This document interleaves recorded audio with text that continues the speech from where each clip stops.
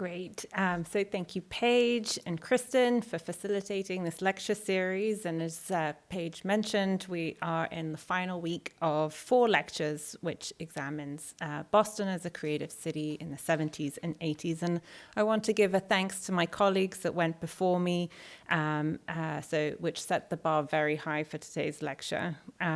We first heard from Jackson Davido, who took a deep dive into the joyful spaces of Boston's queer nightlife through the beautiful photographic lens of Christian Walker and others, and Michelle Miller-Fisher, who described the radical pedagogies of the program in artisanary from Boston University and made the city a creative hub for craft at that time. And last week we had Lynn Cooney, who examined the experimental photo practices of a group that gravitated around the SMFA, known as the Boston School, and how the city formed a stage for their intimate encounters. And through these lectures, I've been really incredibly amazed to see that different geographies were activated and different connections made. The Boston was really a space for experimentation and exchange, solidarity, and that creative networks of support were created. So in today's lecture, I'm going to tell you the story of the Boston Collective. And this story is delivered to you from my many conversations with the artists that I've had the honor of learning from recently who participated in this extraordinary group in the 1980s.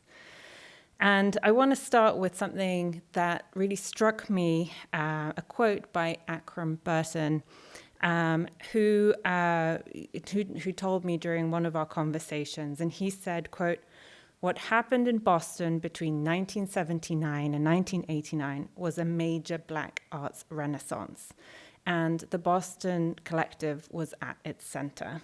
So just let's have a moment to let this sink in, because it is an incredibly powerful statement. The collective formed a profound link between the self-consciously Black art of the 1920s and 30s, the Black arts movement of the 1960s, and the art made more recently in the 21st century. During the 1980s, Boston became a meeting place for key multi-generational figures to form a supportive environment for the visual arts to thrive. My lecture today will be in 3 parts. We have a lot of material, so get ready. First, I will share with you the history of the collective and what made it possible here in Boston. Second, I'll introduce to you each of the collective members and their artistic practice. And many of them are here today, like Susan and Johnetta.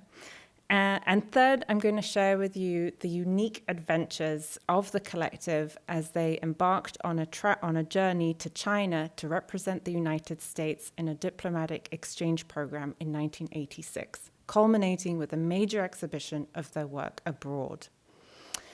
I have a couple of notes for today's lecture. In an unconventional way, I'm going to refer to the artist Allan Rohan Crite by his last name, but the collective members by their first names. They're with us here, and I've got to know them personally, and I can't help but calling them by their first names. And then another note, a lot of the images you'll see are snapshots from my cell phone in these artists' studios and in their homes. So they're not the formal museum quality pictures, and just that this research is in real time. It's come together in the last 4 months, and I'm just so happy to share with you this work. But it is you can see some glare. I'm just giving you a heads up about that. So during the 1980s, a group of younger artists orbited around the significant force that was Allan Rohan Crite. His career spanned the entire 20th century, and as the artist Napoleon Jones-Henderson has commented, "I learned about Mr. Crite's work from the history books, and he was surprised to discover that Crite was alive and actively working when he came to Boston in the 70s. And this is a self-portrait that he made in 83, so probably how the members of the collective remember him and interacted with him. Crite was born in 1910, and this is a self-portrait when he was about 70 years old. And I just love it because it's a really gentle face, his wispy white hair, and he was always impeccably dressed with a suit and tie. The artists involved in the collective came from different backgrounds and found themselves here in Boston at the right place and the right time. Aukram came from Philadelphia and started working at Northeastern. Napoleon moved to Boston in 1974 from Chicago to teach at Mass Art. The same year, Reginald Jackson also relocated from New York to the city to run a photojournalism program at Simmons College.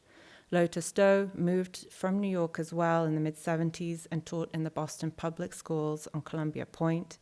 Johnetta Tinker grew up in Boston but moved back home after completing a degree at Texas Southern University with John Biggers. Dennis Didley, also known as Vuzi Muzi Maduna, or better known simply as Vuzi, was also born and raised here in Boston. And the two that grew up here in Roxbury were Paul Goodnight and Susan Thompson.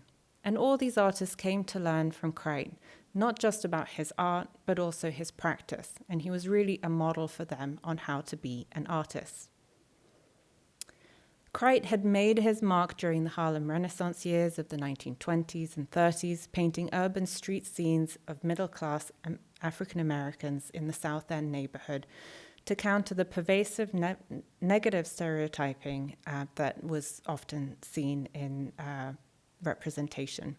For instance, this painting, Tire Jumping, which is in the MFA's collection, depicts a street scene at the intersection of Northampton and Dilworth Streets, where Crite kept his studio for almost 50 years.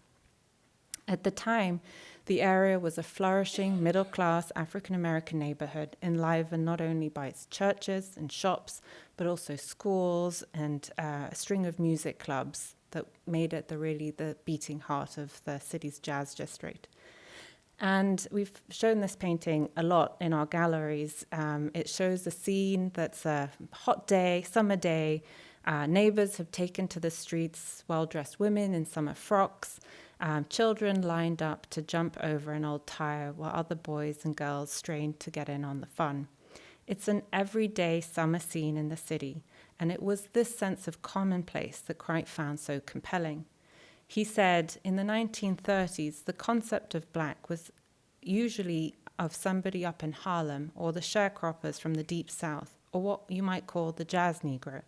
But the ordinary person, you say the middle class person, that you just didn't hear about them. He made it his mission to depict their world, and as he put it, to do the life of the people as I saw them around me, end quote. And in the 1980s, he was still painting.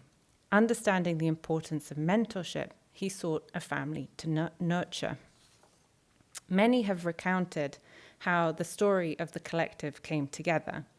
After Crite's mother, Annie Mae Palmer Crite, passed away in 1977, Crite started going out and attending openings. And Napoleon remembers telling me that when he was free from the restraints of caring for his mother, he started connecting with artists. And as he said, he spread his wings and flew. But he didn't fly away. Instead, Crite found his flock. Indeed, in a 1982 Boston Globe review of a show, describes Crite as, quote, looking a little bit out of place, seated with his glass of ginger ale at cocktail tables occupied by much younger artists, but right at home, seated beneath his works on display. This was taken at the opening of an exhibition at the Harriet Tubman House on Rutland Street, which now no longer exists. And this particular show of the collective's work included paintings by Paul Goodnight, Vuzi's sculptures, Reggie and Aukram's photographs, and Napoleon and Susan's fabrics. And this is one of the pieces in the media that established the collective and kind of spread the word in the Boston area. But Aukram has told me that the first collective exhibition was at the Piano Craft Gallery in 1980, which brings me to what made the collective possible here in Boston. The collective's name speaks to the group's geographic specificity and its broad multicultural connections.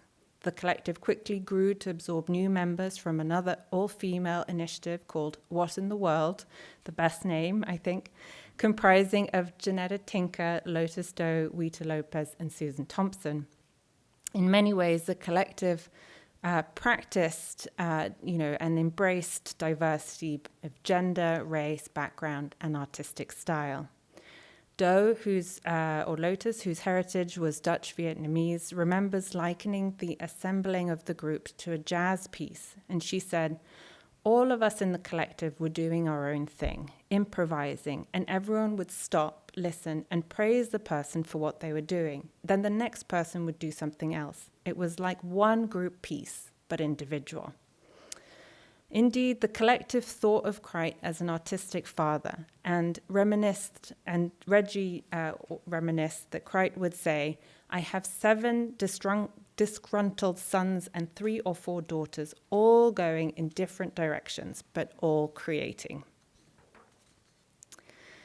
These artists developed a creative practice here in Boston because there were teaching opportunities and newly formed art spaces to work and exhibit. Vital among these were the creation of the African American Masters Artist in Residency Program, AMARP for short, at Northeastern, founded by Dana Chandler in 1977, where Reggie had a studio, and now Susan currently has a studio. Also in 1974, affordable live-in studio space where the newly created Pianoforte Manufactory Building, or better known as the Piano Craft Factory or with a gallery, where Paul, Johnetta, Vuzi, and Aukram lived. And Johnetta recalls that the Piano Craft Factory, where she said that there were so many of us. It was like a giant dormitory, so much fun, so creative, so many artists, writers, and actors. There was this gallery space in the building. You could just walk into someone's apartment and have a conversation. So it gives you a sense of the just interconnectedness that these places created.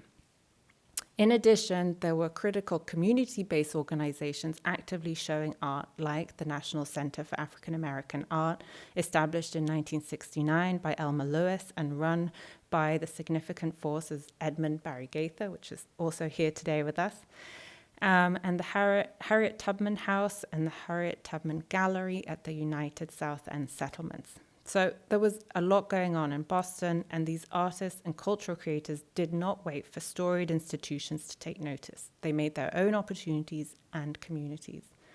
And for those unfamiliar with Boston geography, all these sites, and many more in between, are located between the South End, Roxbury, and the very north of Jamaica Plain. So that's about a 2-mile stretch of the city.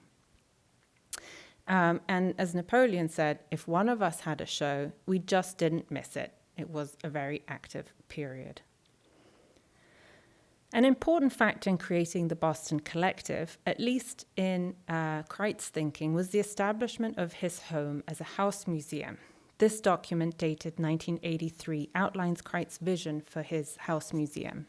It states that on average, 600 people visited the museum a year, ranging from school-aged children to young adults, with some senior citizens to visit his works of art.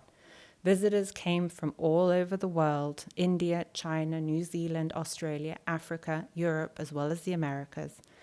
And he took a sort of inventory of his collection, which he said includes his writings, tapes, films, and other aspects of his work. And in Crite's mind, the House Museum also served as a record of community life in the South End, available to the general public. Crite's vision was, quote, "This museum is not conceived as functioning alone in isolation, but rather as part of or in association with other institutions in the city.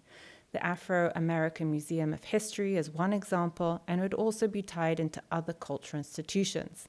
And this speaks to Aukram's quote at the beginning of this lecture as Boston being a vital hub for the Black arts at this time. And importantly for this talk, Crite outlined how the house functioned as a meeting place for artists, quote, especially one group known as the Boston Collective, end quote. They would meet at each other's houses and studios and events as often as possible. And more importantly, they would really show up for each other. Crite infused the group with a spirit of generosity and care that rippled through each collective member. And another aspect of the group that I think was both internal and rippled out externally was mentorship, starting with Crite and then through each individual members. Here we have a co-taught course that the collective taught in 1982 at the newly established Roxbury Community College, which included Aukram, Vusi, Napoleon, Paul, Reggie, Susan, and Crite. Roxbury Community College, RCC, has been established to provide affordable, quality education to Boston community, and now has been operating for over 50 years. The college opened 1973 in a former car dealership to 400 students and has since moved location, launched new programs, and developed student support services.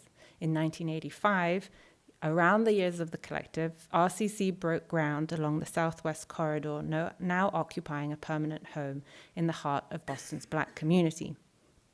However, this course was taught at 625 Huntington Avenue, just a few blocks from here, and not yet in RCC's current location.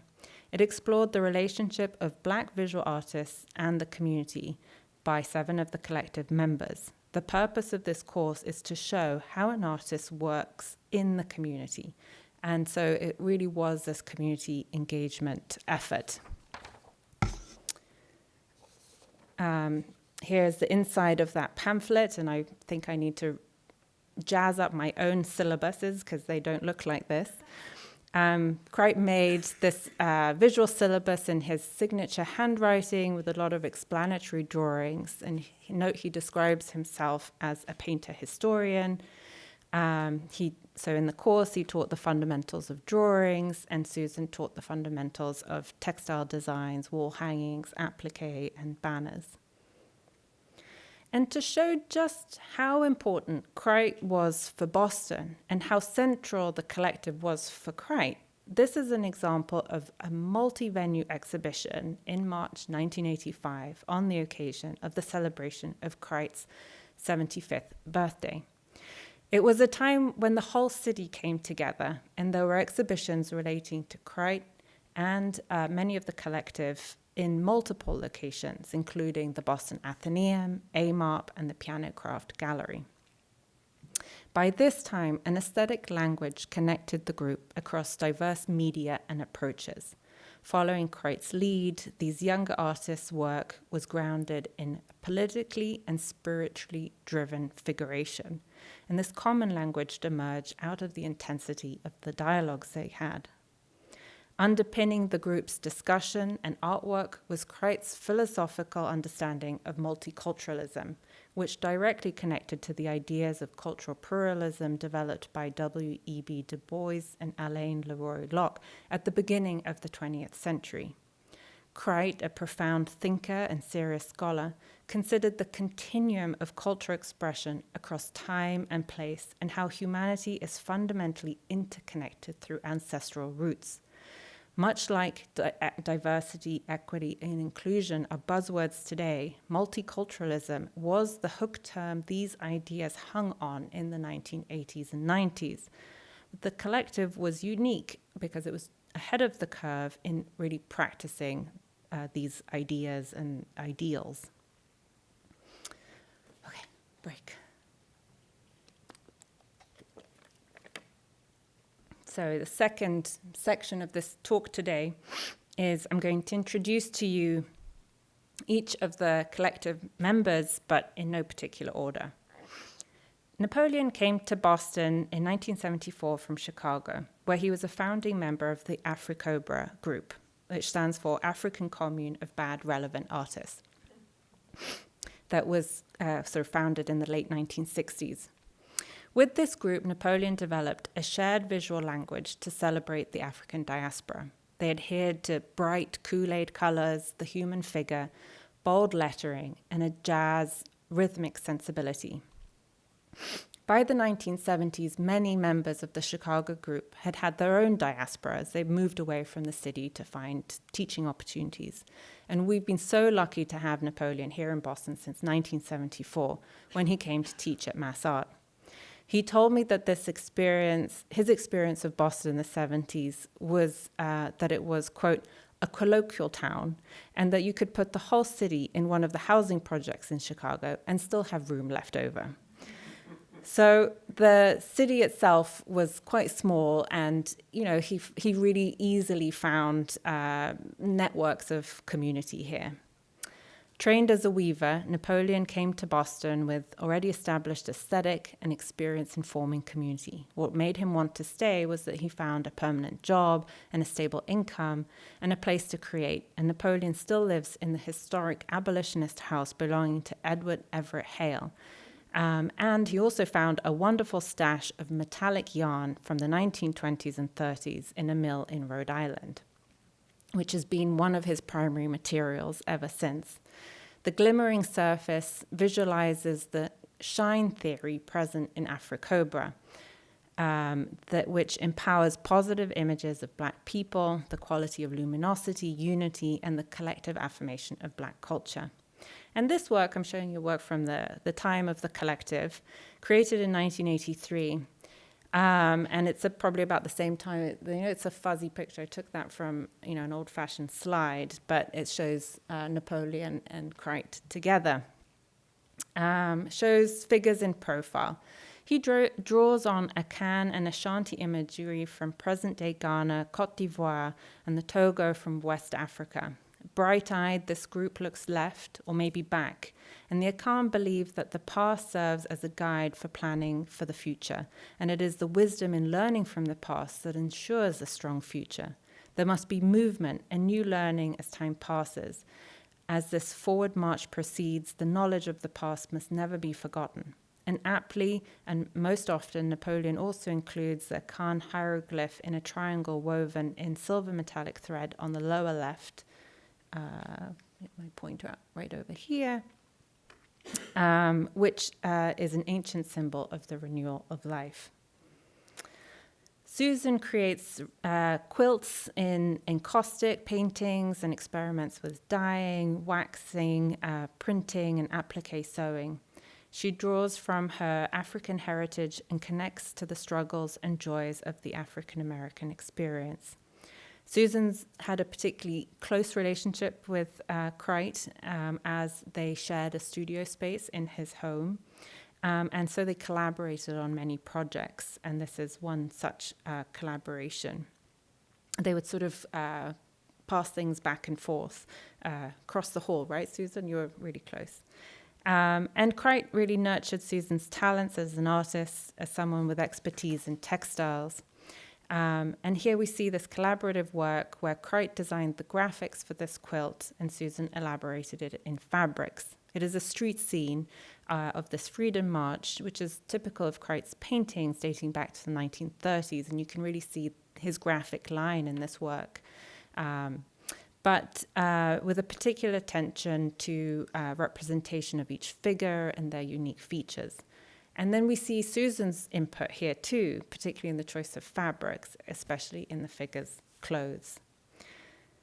And here is an example of this exchange, which was about learning from each other. Susan explained to me that this was Crite's attempt at working with textiles, that you said, oh, let me try it. And so he was comfortable with drawing, but here he's drawing on leather, and this is a series he had been working on for a while, the Black Madonna and Child, but we see him playing a little bit with adding on fabric for her cloak, and so experimenting with textiles. And here we see a work that's entirely Susan's, using quilt and applique textile methods. The focus of figuration central to Crite has given way to the geometries recalling the vibrant patterns of strip weaving. The quilt is shaped as the subject of the artwork, a house, with a Nabele doll inside the doorway. They are miniature dolls created by the women of South Africa, and they are dressed in the traditional women's costumes and bear beaded capes and bands on their necks. And these dolls are traditionally made to encourage fertility and to instruct girls at a time of initiation into womanhood. Johnetta was born in Boston. Her parents were from Houston, Texas, and the family would travel back and forth the summers. And one of the things that Jonetta's always come back to is sort of the landscape. Johnetta went to Texas Southern Universities and studied with John Biggers. And he was one of the teachers that was integrating a Pan-African aesthetic and one of the early artists to travel to Africa as early as 1957. He taught to create work from your own experiences, and he also taught a Black art history course that highlighted Crite's work, which Johnetta said, you told me this funny story that you were like, oh, certainly, Johnetta, you know about Mr. Crite's work, and you were like, no, I hadn't met him yet. So the two of them finally did meet when Johnetta graduated and returned to Boston and met on the occasion of an exhibition she had at AMOP in 1982. And so this drawing by Crite was around the time that they met, and this is them at an opening at the Piano Craft Gallery. And so to give you a sense of Jonetta's work at this time, which is large monumental drawings, this is Roots from Africa from 82, Johnetta takes us somewhere below ground where the top of the drawing comprises a multitude of roots from this monumental tree trickling down. Tracing the roots, we metaphorically travel back in time where there's a mixture of artifacts buried. There are the Southern-style houses, a recurring motif for Johnetta, especially during these years, and African stools and drums and pottery, all the things that are part of the African diaspora cultural heritage.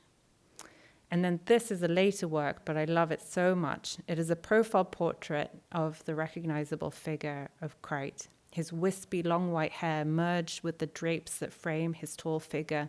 It shows ceramic vessels and African masks folded within the fabric of the framework. Johnetta was inspired by Crite's pottery and his African art collection, which she saw at his house museum.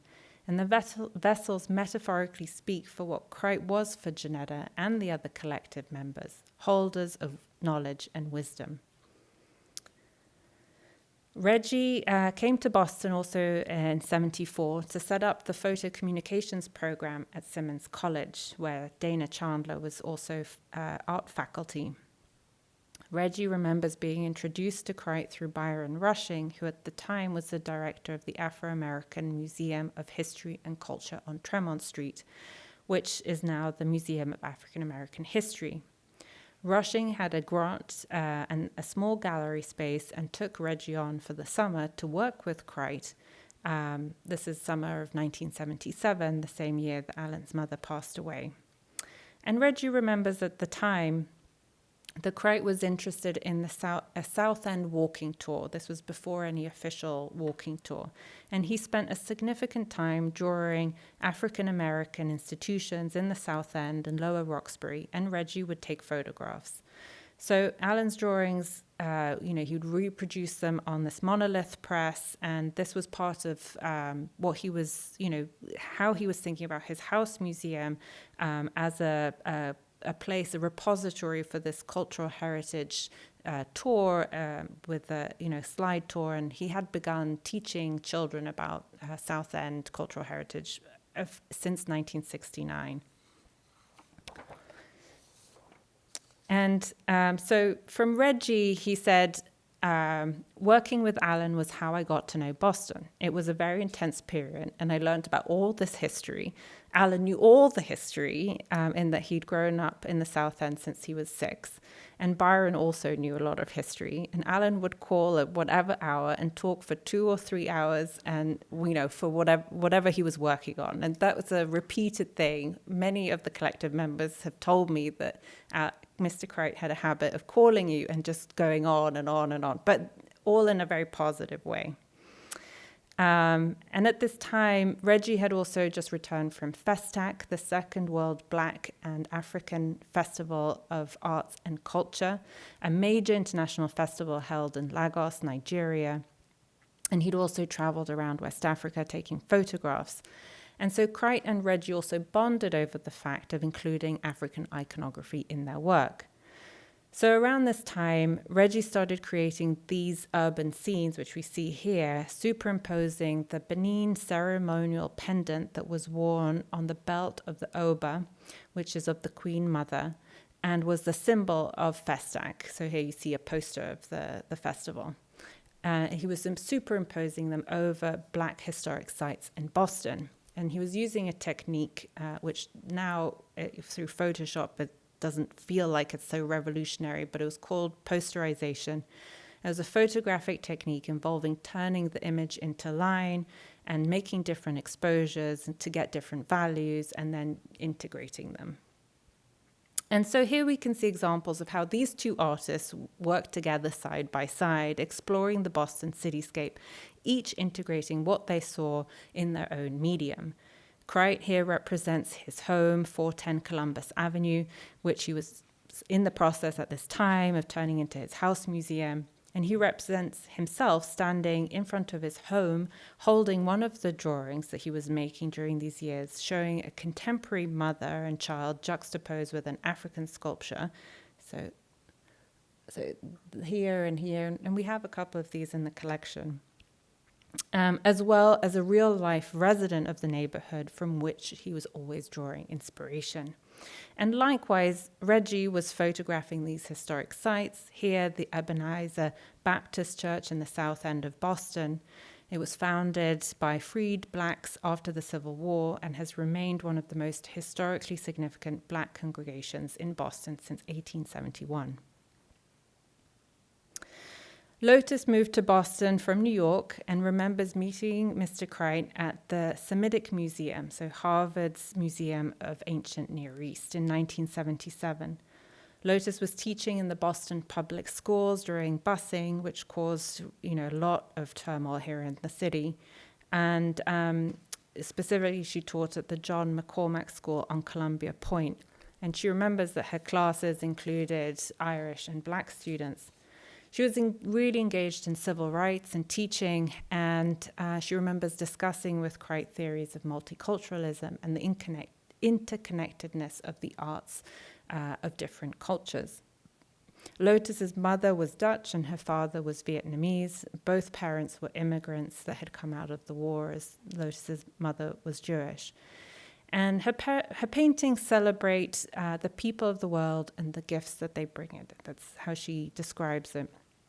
She loves exploring individual personalities and personas, and here with bold colors, a modernist aesthetic, and still lives, landscapes, and figures. Vusi Musi Maduna, who was born Dennis Didley in Cambridge in 1940, so grew up here, and his mother's parents were from Barbados, so he grew up in Cambridge's West Indian community. Part of pursuing his roots, he took on this African name, which he said meant builder of culture. Here I'm showing you a sculpture that's recently restored in Cambridge in 2020 from 1983, the period that he was working with the collective.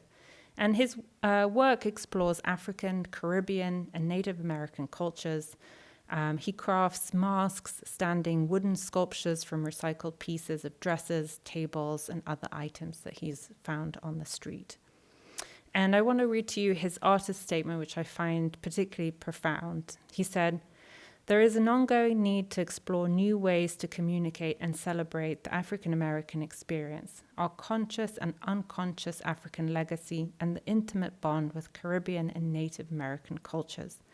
I was greatly honored to receive my African name, Vusi Musi, from a group of South Africans, since it affirms that beyond recognition I have received throughout the Americas, my vision has been understood and praised by those from a part of the globe that I'm trying to communicate with and about. Translated as the builder of culture, Vuzi Muzi refers to the person you call if your village is decimated and in whose care the ancestral bones are placed. The artistic identity and cultural role is my lifetime commitment. Paul Goodnight was born in Chicago in 1946, and at a young age, his mother took him to New London, Connecticut, and later to Boston, where a foster family raised him. After finishing high school, he was drafted into the army and served 2 years in Vietnam, and this experience changed him. Upon his return, he began to paint. His artwork incorporates African symbols and themes, focusing on the human figure in different settings, and like Johnetta, he was also a student of John Biggers. And this is a work from the 1980s here, that we see these monumental women, knees bent, hands clasped, head bowed, dancing in unison to what we can imagine are rhythmic beats to a drum. Their physical expression takes up the entire picture as they seem to sway their hips to the music. Paul has used warm ochres, vibrant yellows, and cool blues to imbue the scene with life.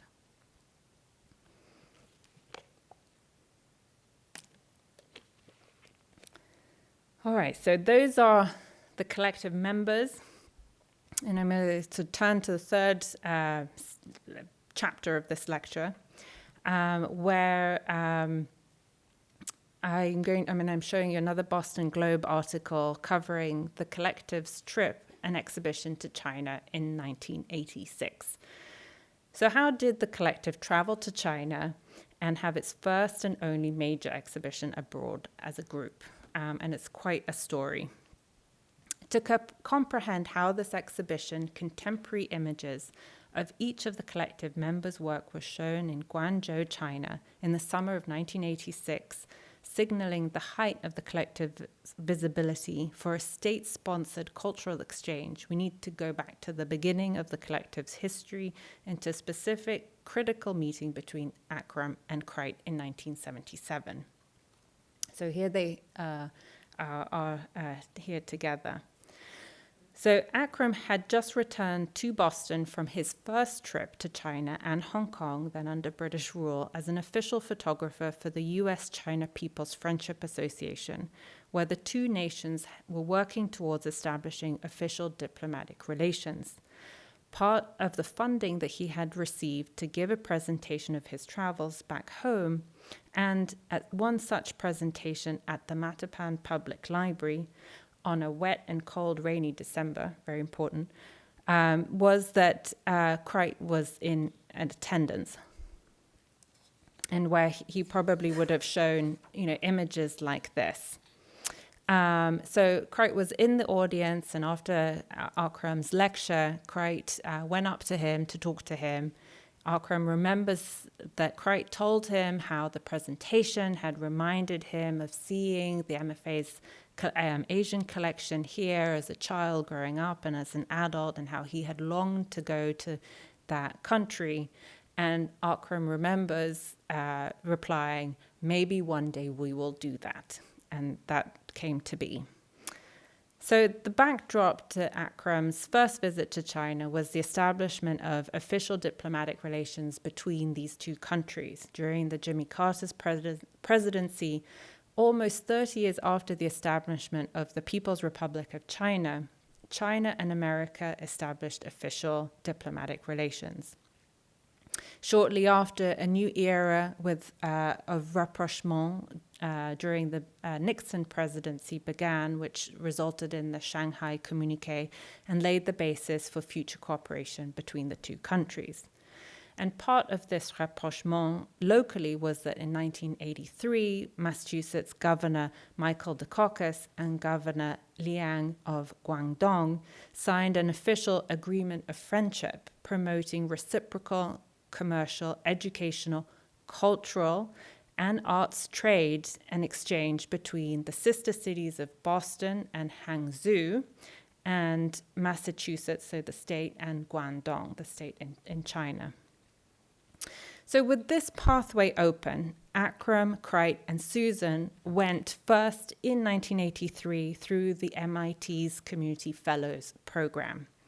This program was started by Dr. Mel King in 1970 and combines practical-based knowledge and academic research. Fellows are recognized leaders in the community across the country and have experience in various social justice pursuits. The program aims to create a dispersed learning network among the fellows for co-creating knowledge. Aukram, Crite, and others were interested in learning from China's minority communities. The Chinese Communist Party committed to officially recognizing more minority peoples than any other Chinese regime in history, 56 in all, with many populations under 10,000. In the years since the establishment of the communist regime, a remarkable amount of time and capital had been dedicated to celebrating and bolstering these groups. Perhaps the largest social survey in human history sent out thousands of researchers into minority communities, filling libraries with their reports. Linguistics created writing systems for minorities who did not already have them. So the scale of the People's Republic of China's investment in these groups was staggering. And while countries have used denialism as a tactic to combat perceived threats of internal ethnic diversity, insisting on the singularity and indivisibility of one's nation by recognizing as few minorities as possible, or perhaps none at all, the Chinese Communist game plan was quite the opposite, to recognize ethnic diversity in order to neutralize the divisions.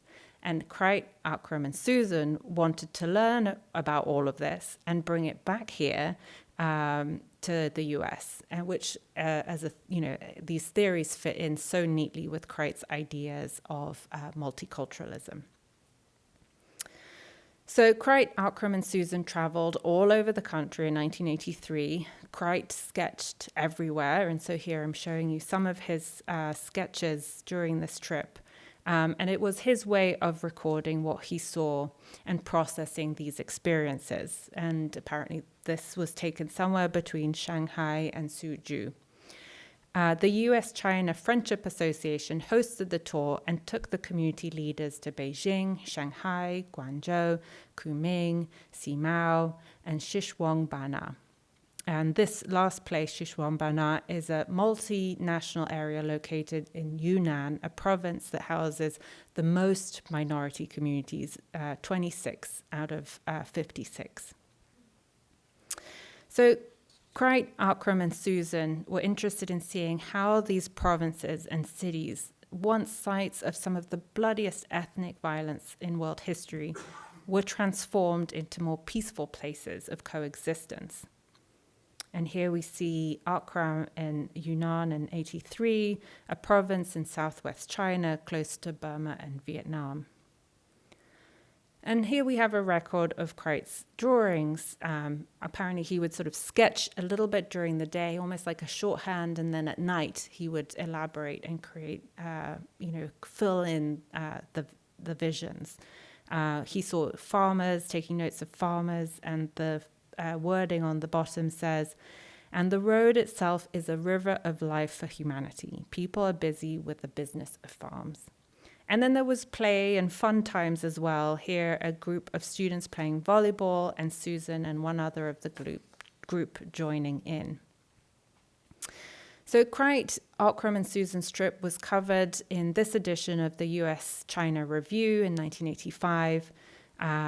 And we see this icon, what will become a prevalent image of Crite showing this is his sketchbook surrounded by other people, this same drawing of farms, and other photographs by Aukram.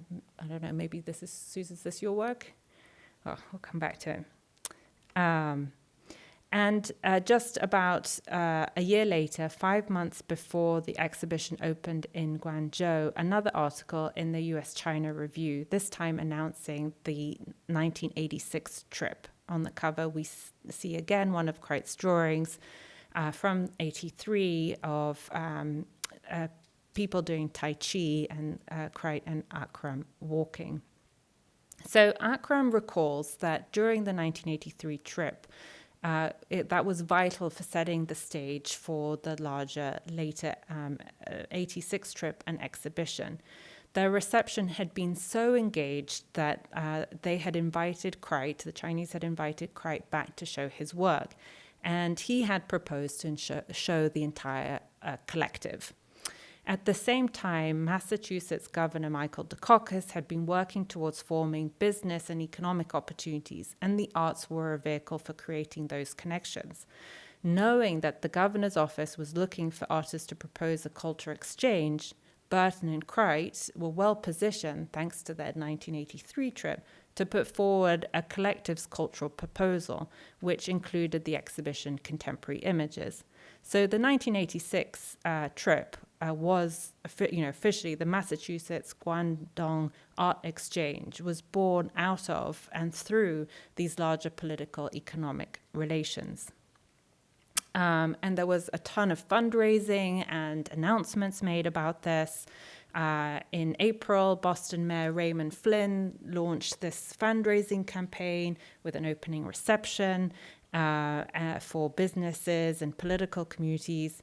The reception showcased the Boston Collective's quintessential artwork, which was then selected to travel to China. And this little mini exhibition here opened at the China Trade Center in Boylston Street, and then also traveled to the University of Massachusetts Medical Center in Worcester. And so here you're seeing a poster for the exhibition that was to travel to China. So the support came from all sorts of places. It was funded by the Massachusetts Council on Arts and Humanities, the Mayor's Office for Cultural Affairs, the U.S.-China People's Friendship Association, the Massachusetts Office of Trade and Investment, and then Aukram's nonprofit, The Middle Passage, was the administrative arm of this exhibition. So this was a big deal. For the first time in U.S. history, an art exchange occurred involving artists of color, mostly African Americans, from the United States and Chinese artists. And here we see the group in Tiananmen Square. Not everybody went from the collective, but everybody's artwork was represented. And so here we see Allan Crite, Susan Thompson, Johnetta Tinker, Lotus Do, Vusi Musi Maduna, Aukram Burton, his wife Nefertiti, and their children, Ori Tsunami and Ayin, and then Xiao Min Ju, who was the interpreter over here. And the collective's artistic mediums included painting, sculpture, fabric, printmaking, photography, filmmaking, and writing. The members were educators, teaching at different levels of university and local community arts programs. And they traveled all over the country, from Shanghai to Suzhou and nearly 900 miles south to Guangzhou. And along the way, they met people and visited sites. And here we can see, again, Crite's drawings of views of Beijing as he's commenting on the city's rapid urbanization. In the second, he notes that behind ancient China rises the new China. And so he's translating the same focus on street scenes, ordinary street scenes that he had here in Boston, to observing the city life in China. And here we see them impressions at Guangzhou, and his rendering as well. He was learning about culture, so his rendering of the legend of the seven stars, a fable about ancient Chinese cosmology. So here he's personified that into stars. So from my conversations, they was told they received an extraordinary warm welcome, and here we see them visiting one of the art schools. And the trip was really about exchange, and each artist carried a portfolio of the work, which was presented during lectures and workshops to local Chinese artists and students and the general public. And there was a lot of painting workshops, I can see from Aukram's photographs. Here, Crite is demonstrating his work, and we can see how everybody's leaning in. And this beautiful moment of exchange where Crite gifts his work and receives one in return. After much travel, the collective arrives in Guangzhou for the exhibition. And here they are on June 15th, 1986, on the exhibition's opening day that was held at the Guangzhou Fine Arts Academy. So this institution was one of the Chinese national universities that provides still doctoral masters and bachelor degrees in fine arts and design. And it is the only fine arts institution of higher learning in the Guangdong province or even in South China, and one of 8 major fine art academies in the whole country. The exhibition included 25 artworks by members of the Boston Collective, and the show was open for 2 weeks. Now, as a curator, I was so desperate to find out, well, what's the checklist? What did the show look like? And Aukram was so generous with me in digging through his archives as he took a lot of photographs during this trip. So I can share a few with you, which I'm absolutely thrilled about. But for a long time, as I was talking to everybody, that remained a bit of a mystery. So we get a sense of what this incredible exhibition looked like. Here we see Wuxi and Lotus with Wuxi's work, 2 large sculptures that had to be packed and shipped and properly installed. Each artist had about 5 or 6 artworks representing them, and Wuxi was a really leader in helping to curate this exhibition. Here, I was managed to connect this work specifically to the show. So Wuxi had this work called Twins that was really important to him, had impacted him a lot as he was himself a twin and his twin had passed away. And also in the Yoruba traditions, twins are a blessing, even going as far as to view them as supernatural beings. And so here you can see the work, and then installed here in the galleries of the Academy. Reggie shared with me that he showed this work from his travels at Festac, showing Senegalese dancers. And this photograph was taken in one of the many cultural celebrations during the Festac activities. Johnetta showed the rolling hills pieces, a few of these. And here we see a picture of Susan in the show. And I'm just taking a guess because these are images that I got just a few days ago. But if this is Jonetta's work and maybe this is Susan's, that your work? I don't know. And here is another install shot with maybe Lotus's work on the far wall. There was an opening banquet for the collective, and everybody remembers that the food was absolutely delicious. And here Crite showing more of his work during the dinner, and everyone enthusiastically engaged. And here we see Crite, Johnetta, and Lotus looking at a poster promoting the Boston Collective exhibition that was hung all over Guangzhou. And Susan told me that she spoke to people who came from miles away on their bicycles to see the exhibition. So it was heavily promoted. The trip had an enormous impact, I think, on the whole collective, and I'm showing you the work of Lotus from 1989 after the visit. And Lotus describes that the red veil painting speaks to everyone who is now beginning to see clearly for the first time. The lifting veil signifies that clarity of vision will soon be imminent, and that we will not always see through dark glasses. And here I'm showing you 2 works by Johnetta. And Lotus, in showing her these works, remembers asking to climb at the top of this mountain to visit this monastery on their travels, which then Johnetta represented. And then upon the return, Johnetta told me how she was very much, taking lessons from those that she met and started to incorporate ink, for example, in her practice. So on the right, we see her using this technique that she learnt in China.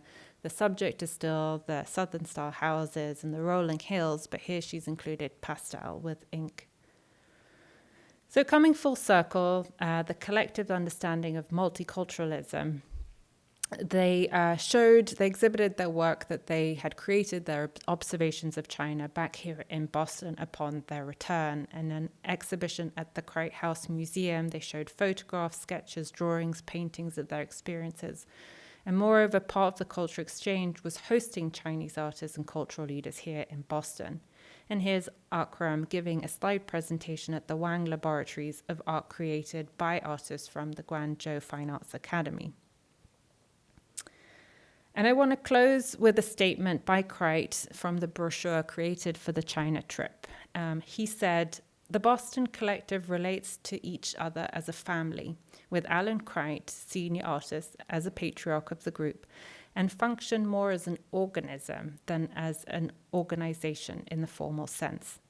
As in any family, we have a common interest in a variety of expressions.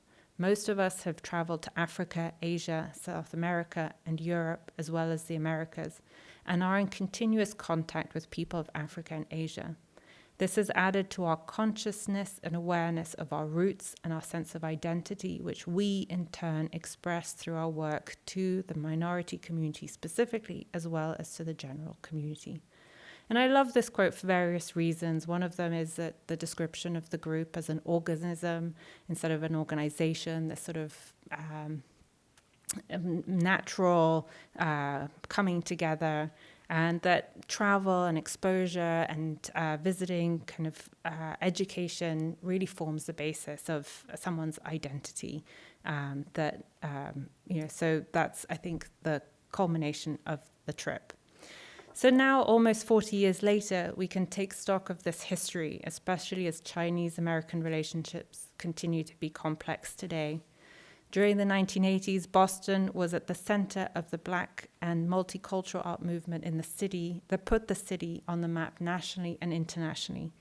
The collective was ambitious in seeking a network of opportunities to create and share by finding space for working and exhibiting.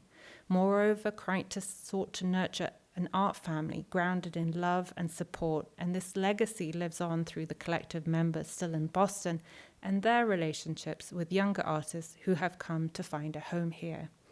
I also do not doubt that the impact of the collective also lives on in the members who, for one reason or another, have had to move away, and perhaps ripples of the collective spirit of generosity nurtured by Crite might still be reverberating on the other side of the world in China among those with whom the collective encountered. Thank you.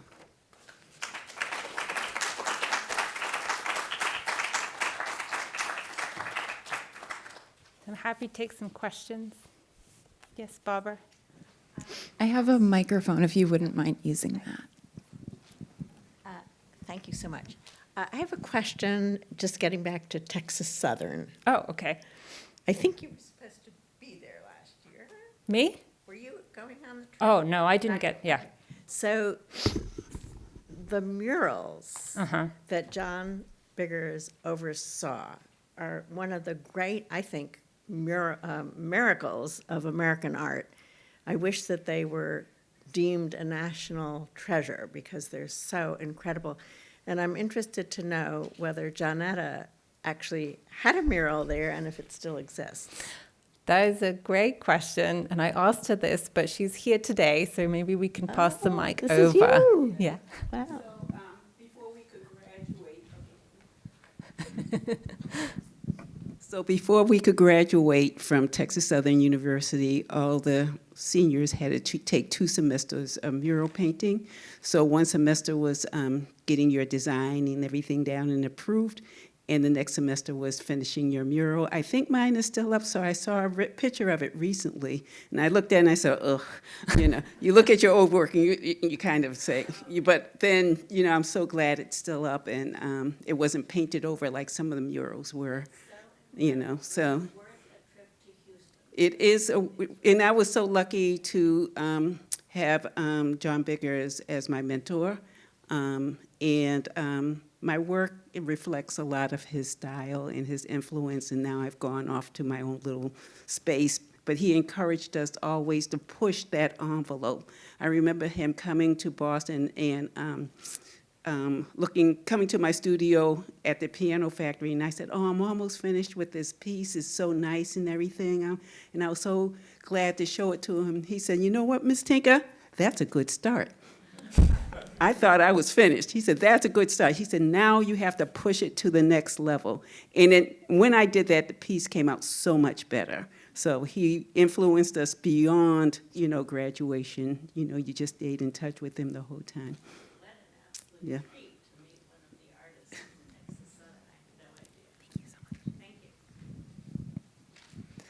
Okay, Barry has a question. I want to make a fast footnote that attaches to John Biggers, because in the mid-1970s, 1990s, we presented in the upper room here at the Museum of Fine Arts, which was the largest show of his murals over a lifetime. And I would suggest he's one of the most extraordinary narrative muralist of the 20th century, and it was a fabulous show that he did here. Perhaps some who were around then may recall it. Well, Johnetta, you remember it because Yes. yeah. In a lot of the pieces he's had in the show I grew up with Yeah. at Texas Southern, and I was one of the students that would sneak when he was in the studio working. I would sneak in the studio, get a stool, and sit in the back and watch him paint, and he would be working on 3 pieces at one time. Now, he knew I was there, but I thought I was just sneaking in. One time he said, Miss Tinker, and I thought he was going to tell me to leave, but he said, Miss Tinker, guess what? And I said, what? He said, you got to work on 3 paintings or 4 paintings at the same time. And I said, why? He said, because the paint's already mixed. I've gotten to 2. I haven't gotten to 3 or 4 yet.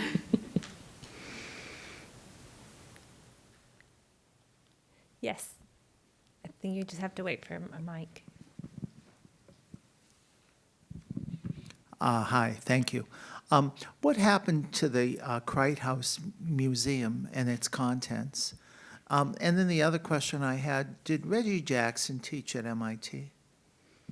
He was at Simmons College for a long time. I don't know if he maybe taught a course one-off at MIT or not. I don't have the details of that. The content of the Crite House Museum, it's a very sensitive subject for a lot of people here in the Boston area. But the legacy that he wanted to establish did not unfold in the way he wanted, and the house was packed up. And most of his artwork is in storage, but the house was sold. But I think it's a very sensitive topic for a lot of people because he had a vision, and it didn't quite come to be in the way he wanted it. Yeah. Thank you for such a great talk. And I apologize that I missed the very beginning of this. So if my question has already been answered, Martina, please ignore this.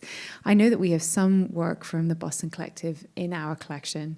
I know you just did a wonderful job with Jen Swope, actually, of bringing in a really significant piece. But as you look at the MFA's collection, I was so blown away, for example, by that wonderful work you showed close to the end, the twins. I'm wondering if there are specific works that you've identified that are not yet in the collection that you hope for, or if there are particular artists that we don't yet represent that you hope that we will, because I think that's a great manifesting question in a group of people who are very invested in this topic, always to say something about it so that we have a roadmap for it. Yeah, absolutely. All the collective members should be in our collection. We have a lot of work to do. Well, we have Johnetta and Susan. They're right here, and their work's not in our collection. No, we have a lot of work to do. Barry. Thank you for a really wonderful lecture and a good introduction to a much bigger community that has been here all the while and merits being known and seen much more often as part of the living tradition of art in Boston. I want to make a little side note about Mr. Crite, because in the time that all of us who knew him saw him, you never ever saw him without his sketch pad and the pencil. They were sort of an automatic extension of him. And of people who do figures, he did tens of thousands every one of his works is flooded with figures, and many of the figures are neighbors and friends and fellow artists. So there's a huge tradition of quick portraiture in his work. And if you look at any of the members of the collaborative, the collective, you'll find them also in his paintings, because he had begun these large fold-out books, and they sort of started at his door. And if you were in this African-American artist community in the 70s, you could name off everybody, Harriet Kennedy, Paul Goodnight, just by going down the list. So he had that sense of narrative storyteller, which he used to describe himself, but it's abundantly illustrated in his work. Yeah, absolutely. Yeah, everyone's told me that, you know, you said, where are my brains, right? He used to call them the brains. Right. And that I've heard that if you went to dinner the next day, he would print out from the monolith like copies of the drawings he made. So you'd get your portrait or some record of the evening sent to you. So I think it's very rich that his work is in so much of the community. That's such a special thing. Great. Thank you so much for coming.